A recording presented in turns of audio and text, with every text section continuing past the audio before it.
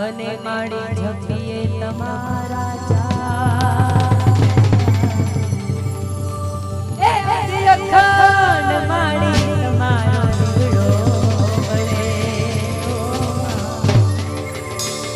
મારી જય જય અંબે માં ઓ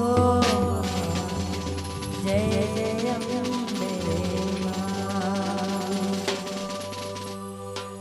વિઘ્ન વિનાયક દેવતા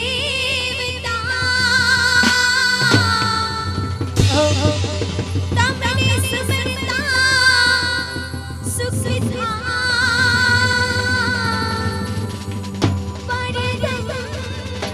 પહેલા પૂજા તમારી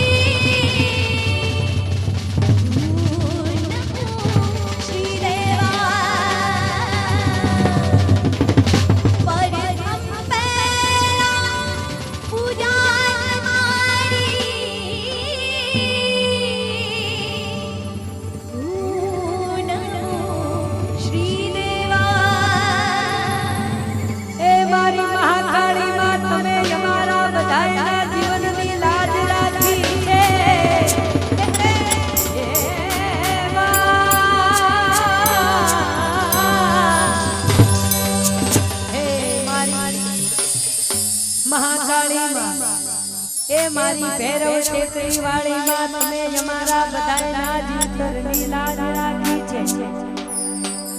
તો માતાજી આજ રાખી છે અને કાલ રાખી છે એ પણ જેવી કાલે વોટર પાર્ક માં રાખી હતી એવી આજે પણ રાખી મહાકાળી માં જગદંબા માં એવી આજે પણ રાખી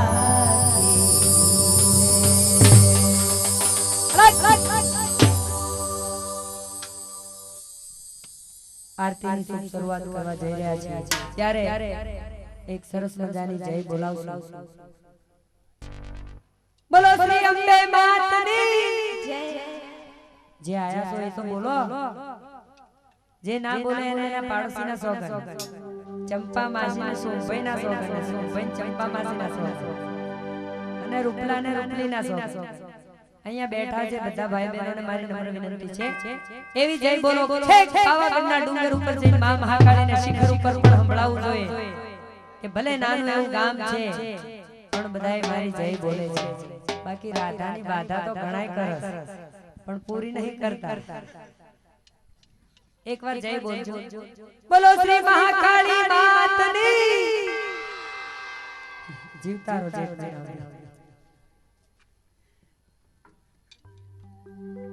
जय आद्या शक्ति मां जय आद्या शक्ति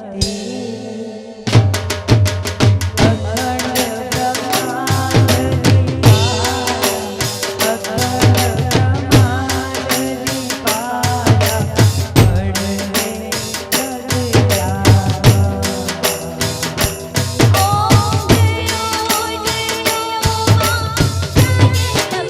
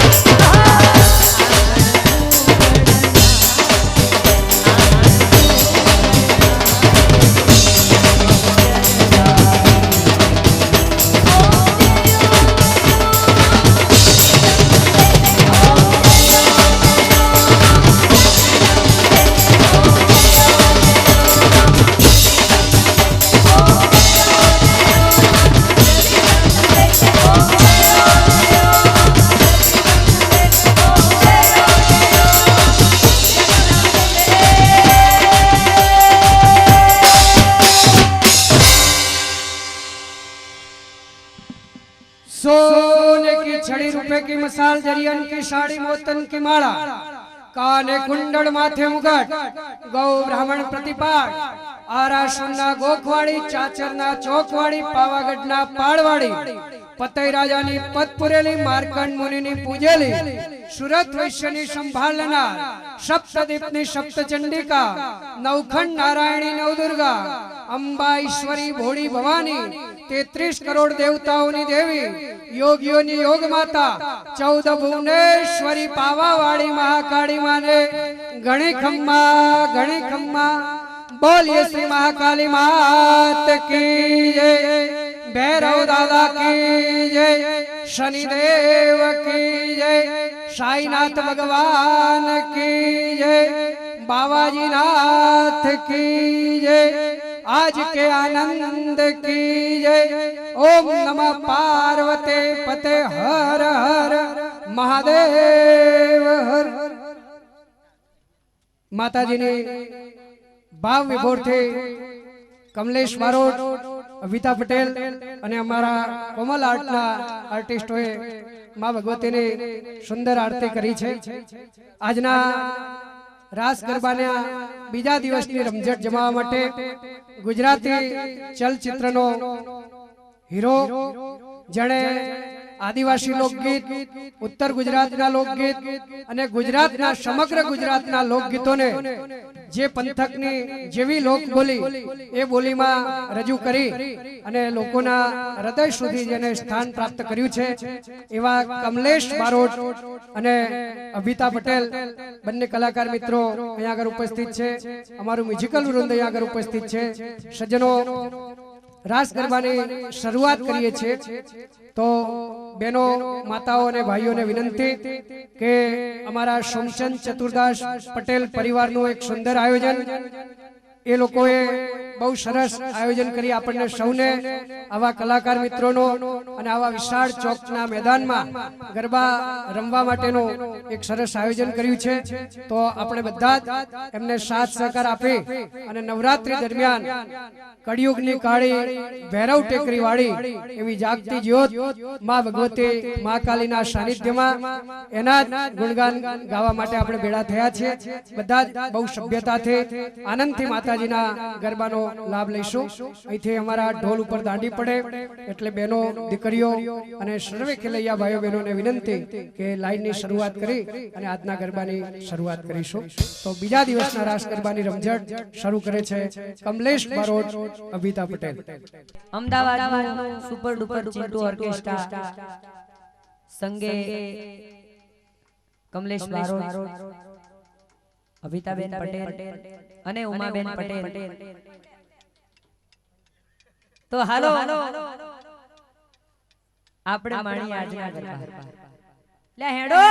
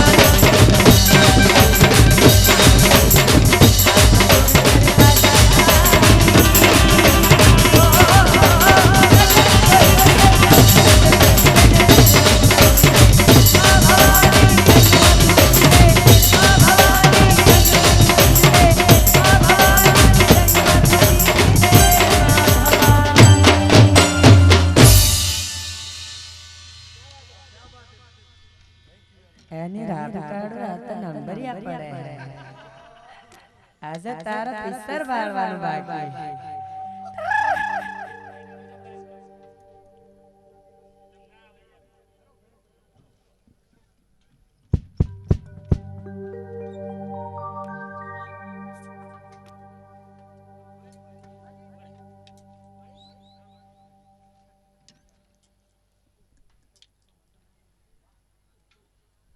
ખરેખર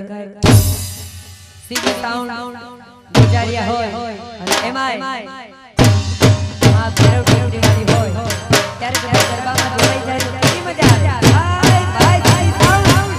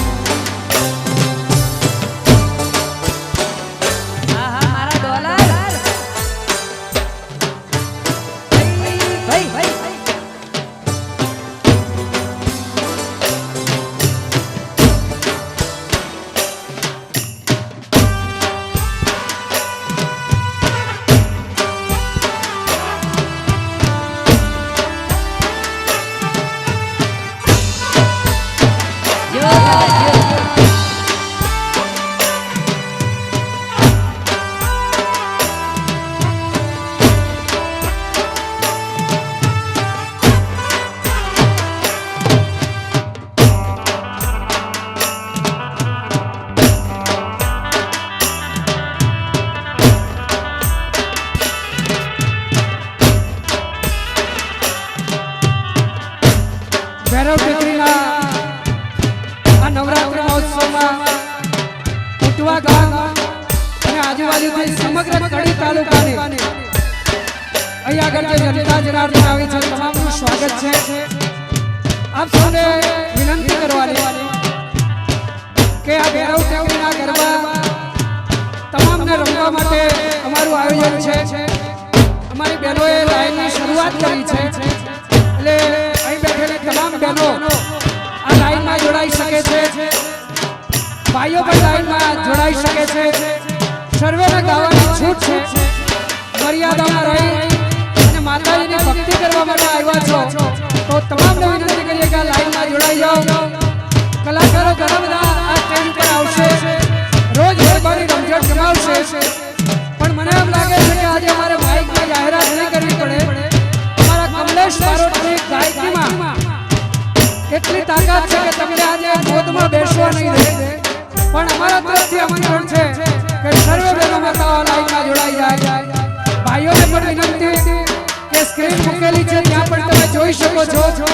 કોર્ડન ઉપર ઉભેલા ભાઈઓને વિનંતી કે વાંસથી થોડા દૂર રહેજો સિક્યુરિટી ભાઈઓને અમારા સ્વયંસેવકોને સાથ અને સહકાર આપજો આ કાર્યક્રમ ફક્ત શોષણ પરિવારનો નથી પણ તમારા બધાનો છે